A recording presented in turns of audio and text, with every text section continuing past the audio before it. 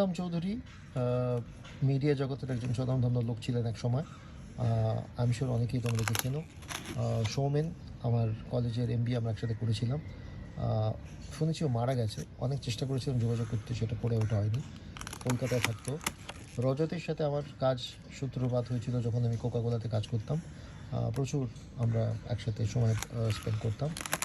Inner সার্কেলের CEO আর founder আমাদের কো founder আমাদের কাঞ্চন দত্ত।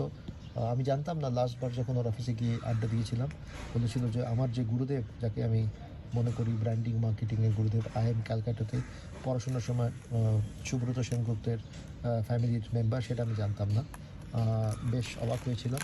কৌশিক আমার থেকে ছোট, ও একটি সিনেমা চেনের মার্কেটিং হেড ছিল কলকাতাতে।